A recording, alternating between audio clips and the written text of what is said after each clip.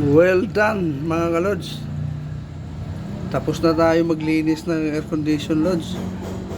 Pero mga kalods, gumamit tayo ng pressure washer para malinisan natin ng maayos yung condenser tsaka yung evaporator tsaka yung siyempre yung sabon natin yan.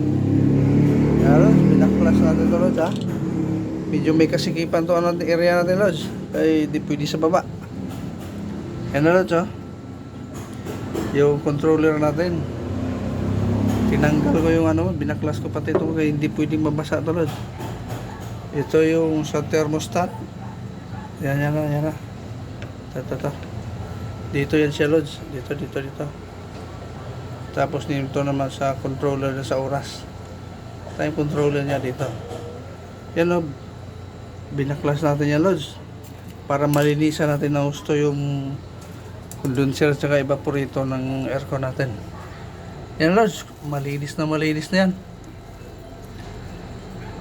Talagang pulido yung pagkatira natin. Kasi pag nagpapagawa tayo sa iba, hindi nila inayos pag mas maganda rin tayo yung tumira. Talagang panalo yung natin.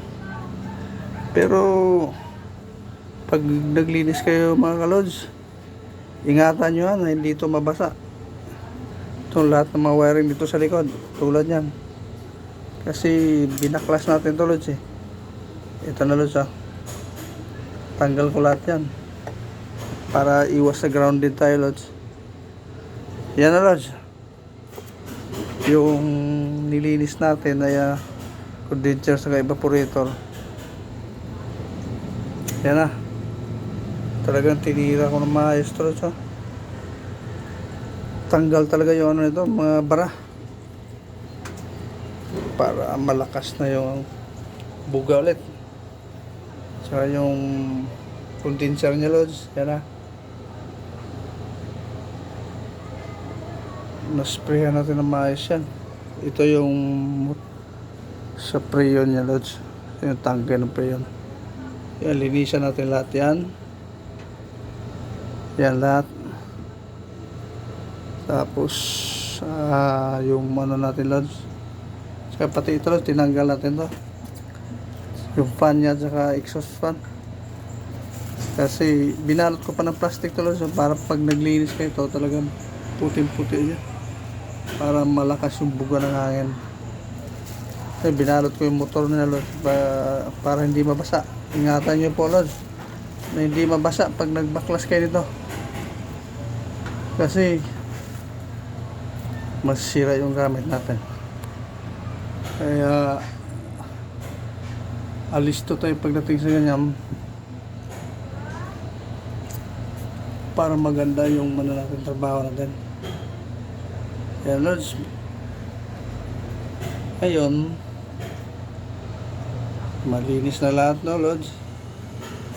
I-assemble na natin to kasi tapos na lahat linis. So pakita ko lang sa inyo mamaya lods kung paano natin ginawa to pagkabit. Basta tandaan mo lang lagi na kailangan safety lahat ng gamit natin, walang mawala. Pati yung mga bolt naka organize lahat yan. Yan na lang, binaklas ko dito yan yung yung sa loob na yan doon sa ito, yung thermostat niya, yung controller niya, tinanggal ko yan dito lods. Pa pala to lods, Kundura yung to model ng natin, air condition lods. Yan na lods Tapos sige lods, sana may natutunan rin tayo ng konti kahit pa paano. Pakita ko lang sa inyo pag nakabit na natin to lahat para mapagana natin. So hanggang dito na lang mga kalods. God bless. Salamat.